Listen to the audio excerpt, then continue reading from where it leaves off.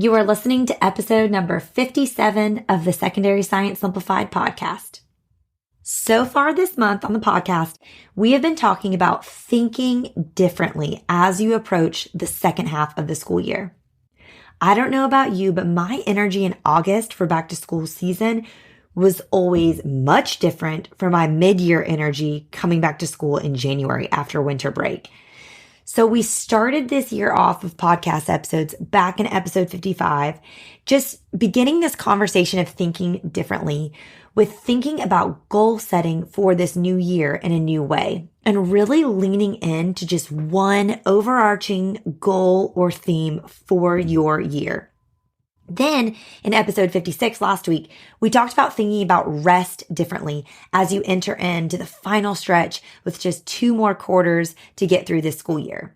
And so in today's episode, we're going to take it just one step further and talk about what it looks like to live and work in your current season of life.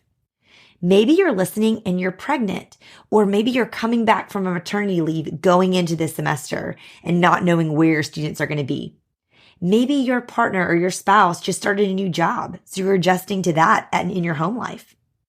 Maybe you're mid-move or considering a move on the horizon, so that's kind of taking up a lot of your mental capacity and your time outside of work. Maybe you're now in a season where you're responsible for taking care of an aging parent, or maybe this is your last semester that one of your children is going to be home with you because they're going off to college in the fall. So this is kind of the last hoorah this spring of all those final things with that child in your home. So whatever season you may currently be in, this episode will serve you. I promise. Okay, let's get into it. This is Secondary Science Simplified, a podcast for secondary science teachers who want to engage their students and simplify their lives. I'm Rebecca Joyner from It's Not Rocket Science. As a high school science teacher turned curriculum writer, I'm passionate about helping other science teachers love their jobs, serve their students, and do it all in only 40 hours a week. Are you ready to rock the time you spend in your classroom and actually have a life outside of it? You're in the right place, teacher friend. Let's get to today's episode.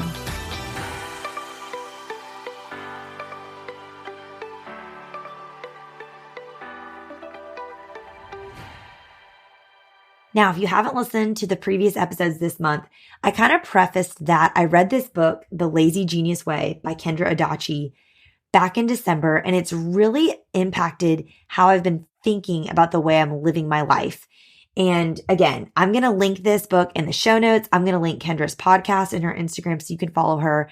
But she basically has 13 principles in this book that she covers for how to embrace what matters and ditch what doesn't and get stuff done. And that is a motto that I can live by. And so I've been really ruminating on these 13 principles, and I talked about a few of them that have really impacted me in the last 2 weeks episodes. But today I want to talk about this principle of Kendra's about living in your season. And I want to really consider living and working in your current season. This is almost going to be like a pep talk mid-year based on where you are uniquely in your life. And here's a quote from Kendra. It's on page 63 of that book that I mentioned. And again, I'll link it in my show notes. But I just keep thinking about it. And she says, living in your season means letting your frustrations breathe, but not be in charge. Living in your season means letting your frustrations breathe, but not be in charge. Think about that. That's why I had to say that twice. I don't know about you, but for me, oftentimes I feel so inhibited by the current season that I'm in. Whatever season I'm in, I often just think about what's holding me back from all these ideas that I have, or all these dreams I want to do, or, these new hobbies that I want to start. And I'm just thinking about the things that are keeping me from doing those things. But I love Kendra's permission and her challenge here to let those frustrations breathe, like get those out there, acknowledge the limitations of your current season, but don't let them rule your current season. And that's something I've really been challenged by. Another thing she said a few pages later on page 65 is living in your season reminds you that beginnings, endings, and middles all deserve your attention and kindness, and that you don't need to rush through them. Just do the next right thing. I love that concept of not rushing through them. I don't know about you, but last year with 2022, There was so much transition for me and my family. My season was changing literally every 3 months. I was in a new season.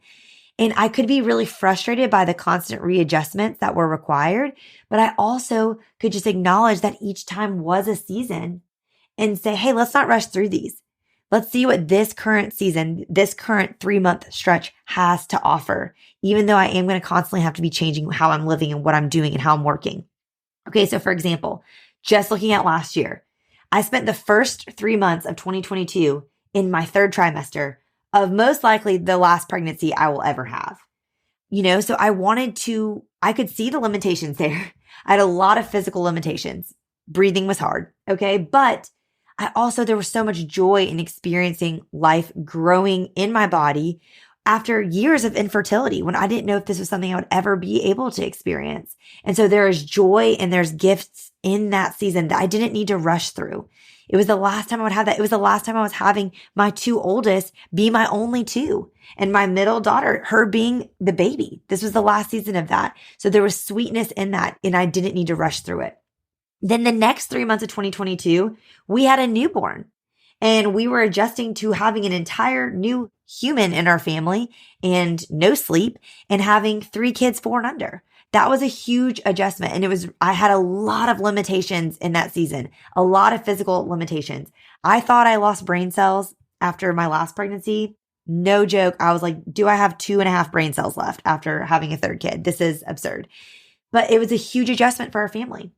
And then the third 3 months of 2022, kind of like the third quarter, looking at, that July, August, September kind of time of year, we were adjusting to being back in preschool with my 2 oldest and having the rhythms of preschool and then their activities starting again, us having flag football for my son, but then I was able to kind of get back to work in that season for the first time. But then I also had to adjust to working again with a baby at home with me. I had a couple of years at this point of both of my oldest being in preschool and me being able to work in the morning while they were at preschool. But now I was working again around a newborn's sleeping schedule and I'm only working during nap time. And then, I'm recording podcast episodes while he's laying on the mat next to me on the ground. It was an adjustment. Work was looking different than it had before. So grateful to have the ability to work from home. But again, it was just a different season. And then the last 3 months of 2022 brought just the craziness of the holiday season and my last time celebrating Christmas and the holidays with a baby, even though, it is frustrating that he's constantly trying to knock ornaments off the tree and they're shattering on the ground. But it's also the last time that I do have this little crawler around my house with the twinkle lights. And it's just so sweet. And it's my last time celebrating the holidays for an entire month with all 3 of my children home with me because my oldest is going to go to kindergarten next year. And then we're going to be on that full school year schedule of him really only being home for 2 weeks for the holidays and things like that. So it's just a lot of change in 1 year, a lot of hard and a ton of limitations, but they didn't need to be rushed through. There was sweetness to be savored in each one of those seasons that I was in last year. And really, I just needed to do what Kendra said. Don't rush through them. Just focus on the next right thing in front of me. And so that's what I want to challenge you to do with this episode. So I'm going to kind of give you 3 things to consider in this episode as you're reflecting on your unique current season, which I know is different from mine. I've been in a whirlwind last year, but I know it's going to look different from the majority of y'all's last years. And so I want to really prepare you to consider your season. Okay, so first, what are your current season's limitations? So right now, just thinking through this current month or maybe the next few months, the length of your season is going to vary too, based on where you're at. But what are its limitations? And then how do those limitations impact your specific capacity to work in this season of your life? I know I say this all the time. I feel like this is a refrain of this podcast I'm constantly harping on, but I just want to remind you that your work as a teacher is not your life. And so I want to consider your capacity in your work as a teacher within the scope of the limitations of your current season of life. Okay, because I want you to start compartmentalizing your job as a teacher. I feel like it's so easy as a teacher for your work to infiltrate every aspect of your life. And before you know it, it has become a part of your life. And I want to help you compartmentalize that and put it in a box that it stays in. And again, it's going to constantly try to get out of the box. I just had the visual of my sourdough starter that as it's growing, looks like it's trying to climb up the jar and get out of my jar. I feel like that's what teaching is when we try to shove it in a jar. It wants to infiltrate into every part of your life, but I want you to see it as just your job. That's how we're going to get to that place where you're able to simplify your job to the point that you can only work 40 hours a week. We got to put some limitations on it. So let the season of life that you are in right now inform your limitations in the workplace and inform the capacity that you're going to have. And maybe you are in a season where you don't have a lot of limitations. So you do have a high capacity in the workplace. I've never had my children be school aged, but I constantly think about 5 years from right now, all 3 of my children will be in school, all day.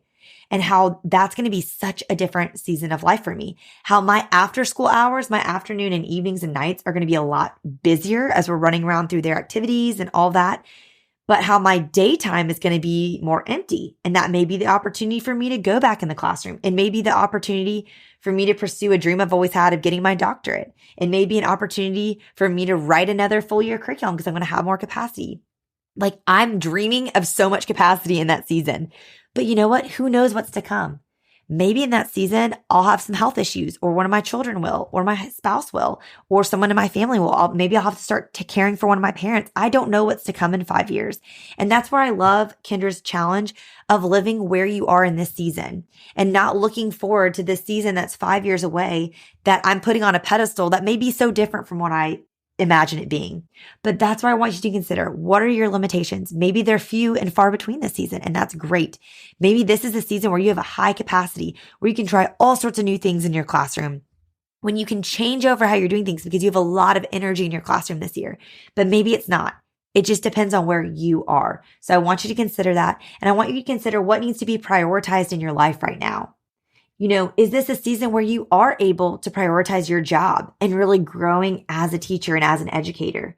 Or maybe this is a season where you need to prioritize caring for your little ones at home, or, taking on more home responsibilities because your partner took on a new job. And so now you need to be kind of picking up the pieces at home so that they can focus on this big transition for them. There's a lot of give and take there if both you and your spouse work. This is something my husband and I would say probably every 2 months, we kind of have to sit down and reevaluate our responsibilities in the home and say, okay, are there things that you need to kind of take over or I need to take over because you're in a season of work or I'm in this season? And we kind of have to reevaluate those.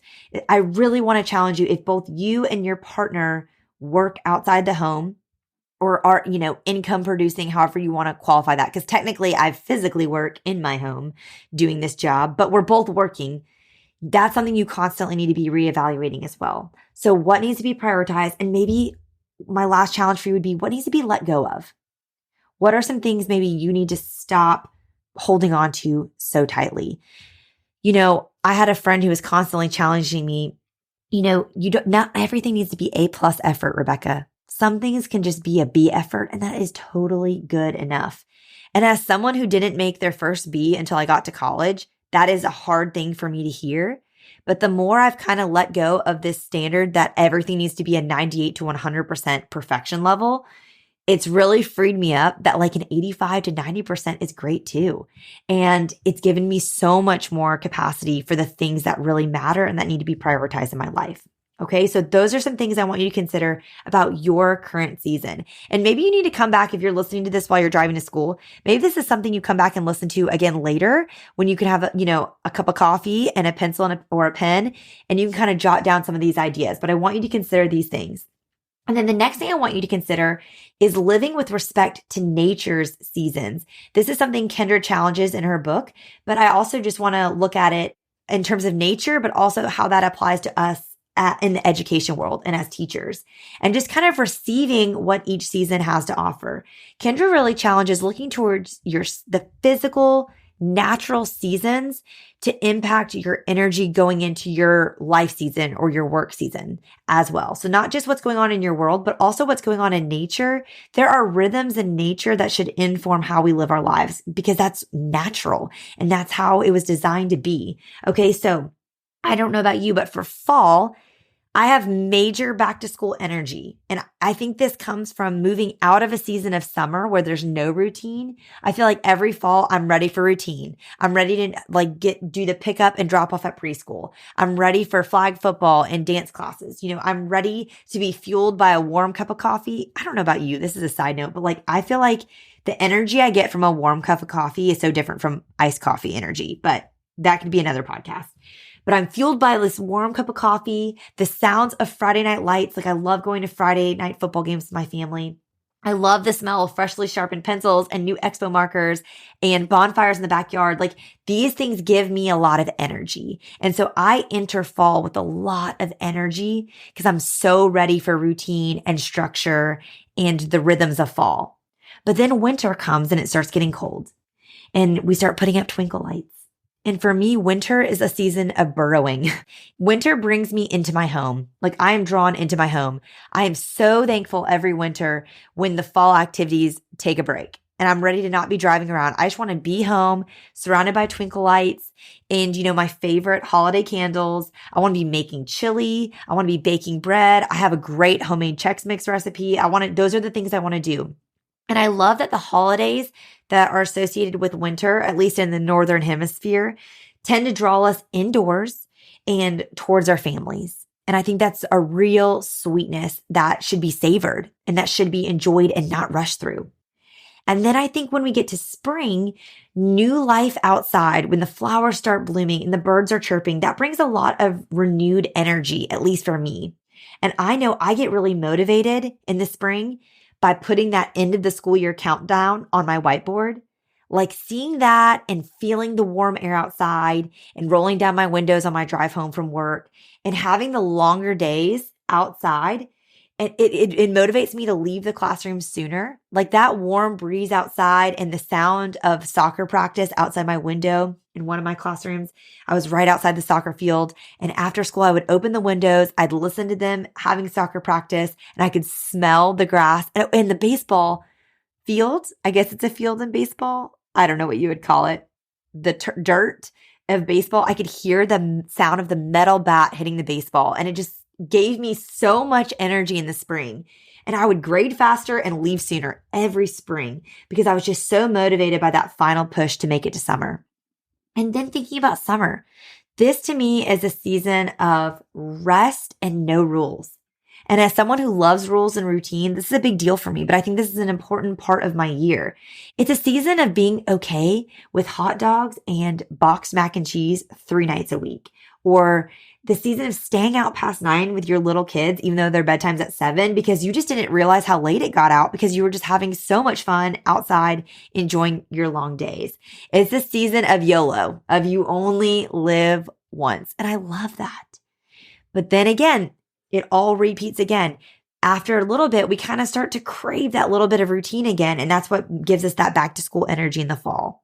So I want you to consider living with respect to your life season, but also the season of nature. And it's okay if you're having a lot of burrowing energy right now and you're not having a lot of motivation because it's still winter where most of you are listening to this and you just want to be home. And that's okay. Live with respect to that. And my last challenge for you with this is to match your expectations with your current season of life and the current season of nature. I think oftentimes our expectations do not match our season and they're unrealistic. Do not expect yourself to have back to school energy in February. Okay. That's not those things don't match. Lower the bar, if you will, for yourself and for your students this time of year. I always found Q3 to be the hardest time for both me and my students. I made sure to arrange it so I was teaching some of my favorite content in Q3. I try to save heredity and evolution and biology for Q3 because I just love that. I also love chemistry. So in physical science, I like to do physics first and then have chemistry to start the new semester with. But even still, with teaching my favorite subjects, I just don't have a lot of energy, and that's okay. So I need to match my expectations with my season. And remember that seasons aren't forever. So live where you are. I'll tell you this, things that we are not doing in our current season of life in the Joyner family household. I am not trying any new recipes Monday through Thursday. Okay, because let me tell you why. My husband leaves around 7 a.m. Monday through Thursday and gets back between 5 and 6 Monday through Thursday. And I'm in a season where my 4-year-old and my 3-year-old can kind of go play by themselves while I'm cooking dinner. But I have a crawler and a pull-up-er and a pull up on everything and rip things out of the counter and a 4 to 6 p.m. is the hardest time of day but he's too big to be strapped to my body this is not the season for me to try new things. I'm doing, like, as Kendra says in her Lazy Genius kitchen book, I'm doing brainless crowd pleasers, mindless meals. That's my goal 4 days a week. On the weekends when my husband's home and he can wrangle the baby, that's when I can try some new things. But this is not the season for new recipes midweek when I'm trying to wrangle this baby that doesn't want to be wrangled. Okay. Another thing that we're not doing in our current season, we're not doing a life group through our church, or, maybe you call it a community group or a house church or something like that. We're just not doing it. We miss it. We were talking about this the other day. We really miss doing that together. But we've just found with all of our little kids and getting childcare for that and all of our nightly commitments, it's a better season for us to each be like, I'm in a discipleship group of just women and he's in one of just men. And we are able to take turns on different nights of the week. And then the other one of us watches the kids and does bedtime. That's better for us in this current season. And while we miss a life group, it's just not the season for it. There will be a time later on in life where we don't need to pay a babysitter to watch our kids to go to a life group. And then we'll do a life group again then. And that's okay. Another thing, in our current season, it is not the season for my husband to coach lacrosse. My husband has coached lacrosse for most of our marriage and he loves it. And we love it as a family. It's something we love doing. We love being connected into our local high school in that way. We love being connected into our small town community with him being a coach. If you live in a small town, everyone knows the coaches of every sport. It's something we love doing. But this is not the season. This is not the season for my husband to go to lacrosse tournaments and, leave at 3 p.m. to get on a bus for an away game and not get back till 11 p.m. We just can't do that. Especially with 3 kids. But there will be a season later on in life where we can, and that's okay. Seasons aren't forever. He misses it, but it's not like this is forever. He'll be able to coach again one day. Another thing is I'm in a season where I just don't schedule anything in the mornings because my baby has to nap. We are sleep trainers around here. I know that's not for everybody, but my babies run on tight schedules, and there will be a season very soon where he's going to drop that morning nap and I can be flexible during morning nap again. But this is not that season. I need to be home from 9 a.m. to 11 a.m. because he's got to get that nap, because if he doesn't, he's so overly exhausted that he can't take an afternoon nap. And then everything is, thrown off. And so this is just a season where, I'm not having coffee dates or exercising at a gym outside my home or, doing a morning women's Bible study at my church or having play dates or, really doing anything outside of my home from 9 to 11 because I'm going to be here working while the baby sleeps. So this isn't the season for that. And that's okay. And another thing too is I said it to my email list. If you're not on it, I announced this to them, but I'm not writing for the blog this year. So professionally and work-wise, something I gave up this year, 2023, is writing for the blog. I know I'm going to miss it, but I just couldn't balance the blog and the podcast and my weekly emails on top of writing the chemistry curriculum. I decided to make the chemistry curriculum my priority this year. And so something had to give, and that was a blog. And while I know I'm going to miss it, it's okay. There will be other seasons of life where I can write on the blog.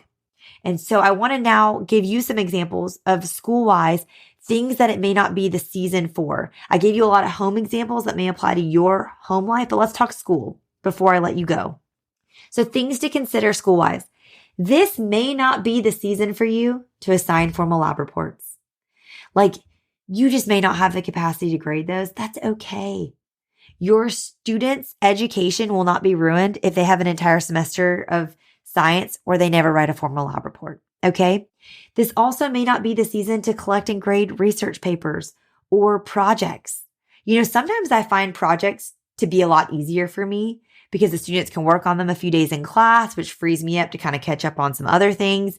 And then I can grade them really quickly with rubrics. But you may feel differently. They may suck the life out of you grading wise. And so maybe this isn't the season for that for you. Maybe this is not the season to try a bunch of new demos. Like you just don't have the time to practice and prep and research and make sure they're going to work and order the supplies. And that's okay.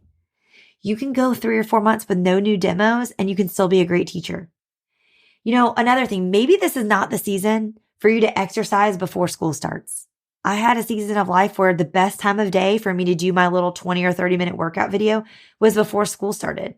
Now that is not the season. I don't have that kind of energy. Now I work out in the afternoons with my kids, like climbing all over me, because that's just what works best for us. And so I want you to consider that as well. This might not be the season for you waking up at 5 a.m. to exercise. Okay. And that's okay. Adjust to where you are right now and live in your current season for work and your life, because that's what matters most. Okay. So let's wrap this up. I know this got long. I just got so excited about talking to you about this, but I want to give you a take-home challenge. Consider the current season you're in your life. And then also look at the next few months of like quarter 1, which is January, February, March, and quarter 2, which is April, May, June, getting you into summer. And consider where you are. Jot down the characteristics, the limitations, and the capacity that are going to define your current season. And then on another piece of paper, jot down your hopes, your dreams, your goals, and your expectations for this season. And then put these two pieces of paper side by side and ask yourself, do these align? Do my expectations and my hopes and my dreams for this season match the season I'm actually in? And if they don't, make some adjustments now. What do you need to let go of? What do you need to pass on to someone else in this season? What do you need to prioritize in this season based on what matters? Okay. And consider those things. And then come back next week, because next week we're going to do some mid-year reflections. We're going to look at 4 areas of your job and your teacher life and kind of reflect on any changes that may need to be made in those 4 areas so that you can be sustained to last the last semester of this school year. But for now, I want you to think about your life.